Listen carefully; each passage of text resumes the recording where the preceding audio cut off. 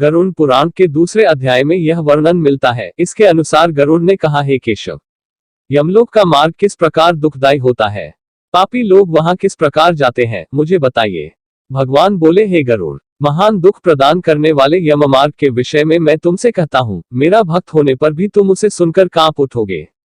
यम मार्ग में वृक्ष की छाया नहीं है, अन्न आदि भी नहीं है, वहां कहीं जल भी नहीं है, वहां प्रलय काल की भांति 12 सूर्य तपते हैं।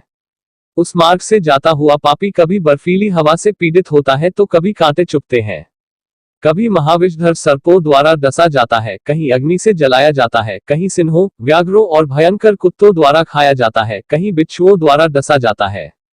इसके बाद वह भयंकर असिपत्र वन नामक नरक में पहुंचता है, जो 2000 योजन के विस्तार वाला है।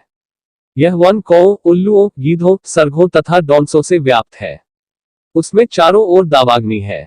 वह जीव कहीं अंधे कुएं में गिरता है, कहीं पर्वत से गिरता है, कहीं छुरे की धार पर चलता है, कहीं कीलों के ऊपर चलता है, कहीं घने अंधकार में गिरता है, कहीं उग्र जल में गिरता है, कहीं जोनकों से भरे हुए कीचड़ में गिरता है, कहीं तपी हुई बालुका से व्याप्त और धधकते ताम्र में मार्ग, कहीं अंगार राशि, कहीं अत्याधिक धुएं से भरे मार्ग पर उसे चलना पड़ता है, कहीं अंगार वृष्टि, कहीं बिजली गिरने, शिलावृष्टि, कहीं रक्त की, कहीं शस्त्र की और कहीं गर्म जल की वृष्टि होती है, कहीं खारे कीचड़ की वृष्टि होती है, कहीं मवाद, रक्त तथा विष्ठा से भरे हुए तालाब है।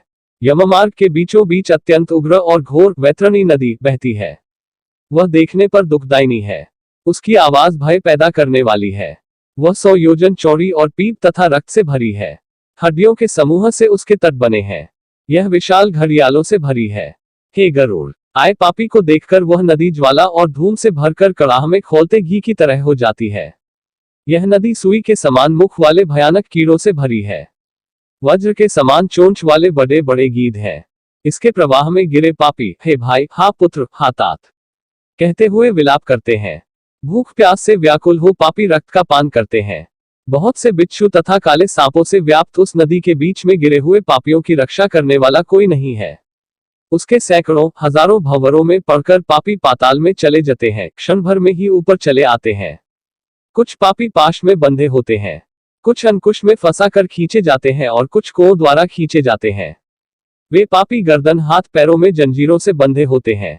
उनकी पीठ पर लोहे के भार होते हैं। अत्यंत घोर यमदूतों द्वारा मुगदरों से पीटे जाते हुए रक्त वमन करते हैं तथा वमन किए रक्त को पीते हैं। इस प्रकार 17 दिन तक वायु वेग से चलते हुए 18वें दिन वह प्रेत सौम्यपुर में जाता है। गरुड़ पुराण का यह वर्णन जाहिर है कि मनुष्यों को धर्माचरण और पाप से दूर रखने के लिए ही रचा गया होगा।